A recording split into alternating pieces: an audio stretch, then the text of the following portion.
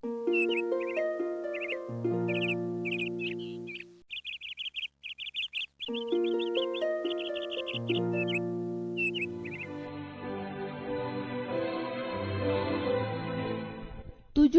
2020.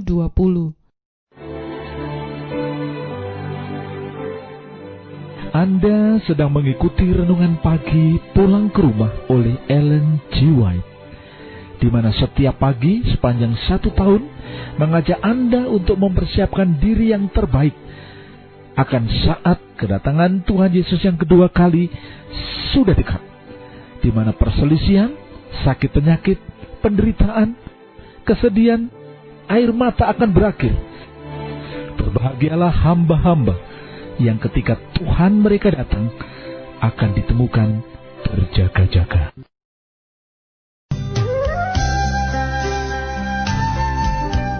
Judul renungan pagi kita hari ini adalah Hukum Kasih. Ayat renungan Roma 13 ayat 10. Beginilah firman Tuhan. Kasih adalah kegenapan hukum Taurat. Kristuslah yang telah mengumumkan hukum itu di atas Gunung Sinai, di tengah-tengah guntur dan nyala api. Kemuliaan Allah bagaikan api yang memusnahkan turun ke puncak gunung, dan gunung itu bergoncang atas kehadiran Tuhan. Rombongan besar orang Israel yang tiarap di atas tanah telah mendengar dengan kagum perintah-perintah suci dari hukum itu. Betapa berbedanya dengan suasana di atas bukit kebahagiaan itu. Di bawah langit musim panas, tanpa suara yang memecah kesunyian kecuali kicauan burung-burung, Yesus menyatakan prinsip-prinsip kerajaannya. Namun Dia yang berbicara kepada orang-orang pada hari itu dengan penekanan-penekanan kasih telah membuka kepada mereka prinsip-prinsip hukum yang diumumkan di Sinai. Hukum yang diberikan di atas Gunung Sinai adalah ucapan dari prinsip kasih, suatu penyataan kepada dunia tentang hukum surga. Hukum itu ditabiskan di dalam tangan seorang perantara, diucapkan olehnya lewat kuasa. Siapa hati manusia dapat disesuaikan dengan prinsip-prinsipnya. Allah telah menyatakan maksud hukum itu ketika Dia menyatakan kepada Israel, "Haruslah kamu menjadi orang-orang kudus bagiku." Keluaran 22 ayat 31. Tetapi Israel belum merasakan sifat rohani dari hukum itu, dan terlalu sering penurutan mereka hanya sebagai ketaatan rupa dan upacara saja, bukan suatu penyerahan hati kepada kedaulatan kasih.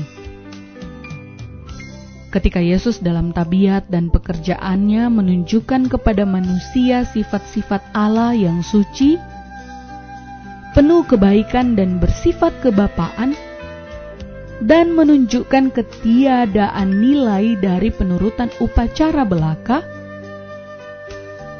para pemimpin Yahudi tidak menerima atau memahami kata-katanya. Mereka berpikir bahwa Dia terlalu menganggap enteng akan tuntutan-tuntutan hukum itu, dan ketika Dia tetapkan di hadapan mereka kebenaran-kebenaran dari perwujudan atau lambang upacara mereka yang ditetapkan ilahi, mereka hanya melihat luarnya saja, menuduh Dia berupaya untuk mengubahnya. Kata-kata Kristus walaupun diucapkan dengan tenang, itu dikatakan dengan kesungguh-sungguhan dan kuasa yang menggerakkan hati orang-orang. Mereka mendengar pengulangan tradisi-tradisi dan tuntutan-tuntutan hambar dari para rabi, tetapi dengan sia-sia. Takjublah orang banyak itu mendengar pengajarannya, sebab ia mengajar mereka sebagai orang yang berkuasa, tidak seperti ahli-ahli Taurat mereka. Matius 7 ayat 29. Orang Farisi mencatat perbedaan besar antara gaya ajaran mereka dengan ajaran Kristus. Mereka lihat bahwa keagungan, kesucian dan keindahan kebenaran dengan pengaruh yang dalam dan lemah lembut itu telah menguasai pikiran banyak orang. Khotbah di atas bukit, halaman 55-57. Marilah saudaraku, kita tutup renungan pada pagi hari ini dengan berdoa. Ya Allah, ya Tuhan kami mengucap syukur hari ini kami telah tiba pada tanggal 7 bulan Juni. Itu berarti Tuhan telah memimpin kami sepanjang 7 hari dalam bulan ini. Kami berterima kasih untuk pengalaman-pengalaman hidup bersama dengan Tuhan.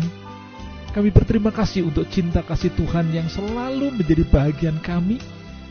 Dan pada pagi hari ini Tuhan, kami telah mendengar akan firman-Mu dalam Roma 13 ayat yang ke-10. Kasih adalah kegenapan hukum Taurat. Hukum yang Engkau berikan di atas Gunung Sinai adalah ucapan dari prinsip kasih. Suatu penyataan kepada dunia ini tentang hukum surga.